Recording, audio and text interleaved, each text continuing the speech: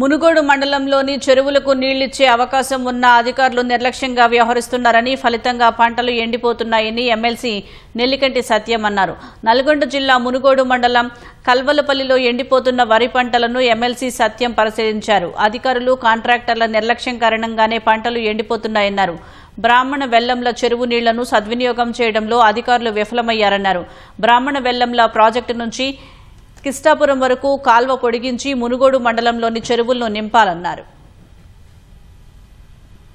తాగడానికి కూడా నీళ్ళు అనేటువంటి పరిస్థితి ఉంది కనుక మరి ప్రభుత్వం వెంటనే స్పందించాలి. ఇలా ముఖ్యంగా ఎండిపోయిన రైతులందరికీ కూడా వరి పొలాలు ఎండిపోయిన వాళ్లకు నష్టపరిహారం ప్రభుత్వం దీన్ని గుర్తెరిగి మొత్తం కూడా క్షేత్రస్థాయిలో మరి పర్యటించి నష్టపోయిన రైతులకు కనీసం ఒక 40,000 రూపాయలు ఇవ్వాలని సందర్భంగా డిమాండ్ చేస్తా ఉన్నాం. ఎందుకంటే అది 20,000 10,000 కాదు. ఎందుకంటే పెట్టిన వాళ్ళు ఏదో ఆశపడి మరి నిజంగా రైతు ఈ పంట వంతే మరి డబ్బులు వస్తాయని అనుకోరు. కానీ కనీసం పెట్టిన పెట్టుబడులు కూడా మరి 30,000 40,000 పెట్టుబడి పెట్టారు. కనీసం ఆ పెట్టుబడి వరకైనా ప్రభుత్వం బాధ్యత వహించాలి.